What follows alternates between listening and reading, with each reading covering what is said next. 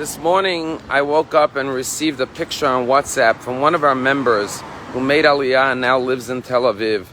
And he sent me a picture of hundreds of people who joined in the very location where the terrorists opened fire last night, wounding 3 Israelis, with their talis and tefillin to form a minyan for Shacharit.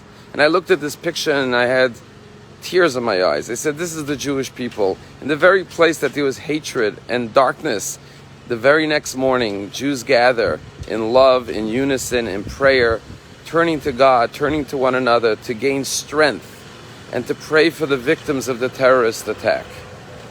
This week's Torah portion is about the half shekel, that each Jew gave a half shekel, contributed for the census, for the counting of the Jewish people.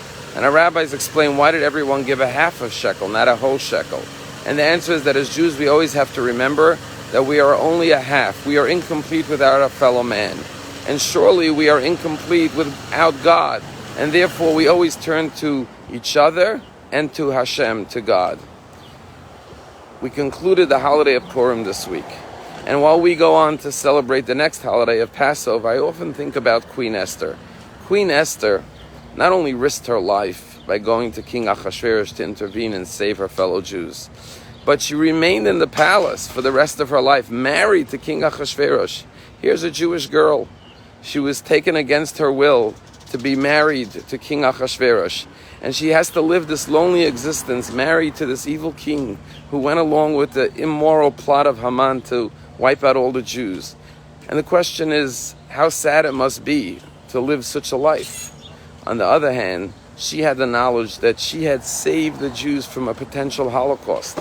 And furthermore, that she was in the position that if ever again the Jews were in danger, she would be able to spring into action once again and save the Jews.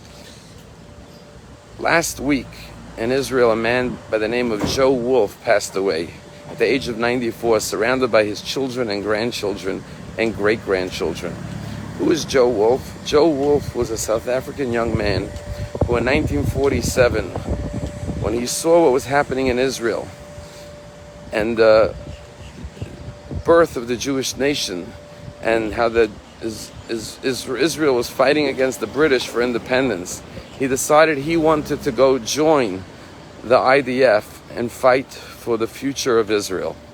The problem was he was only 20 years old, and you had to be 21 to enlist from the diaspora. So he forged his parents' signature for a permission slip to join at a younger age. He flew to Italy, got on a boat with many Holocaust survivors. It's the first time he said he met Holocaust survivors. And he went to Palestine. He enlisted in the IDF, fought in the War of Independence, and then made Aliyah and lived till the age of 94 in Israel.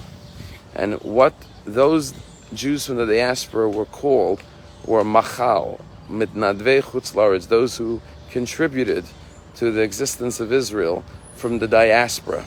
Until today, we have lone soldiers that come from all over the world to serve in the IDF, to give a hand to our fellow Jews to defend and protect Israel. That's the story of the Jewish people, the half shekel. We all stand together, shoulder to shoulder, in solidarity and in unity. And the machatzit shekel that we read about this week is what has always completed the Jewish people and made us a strong nation because of our bond with each other and our special bond with Hashem. Shabbat Shalom.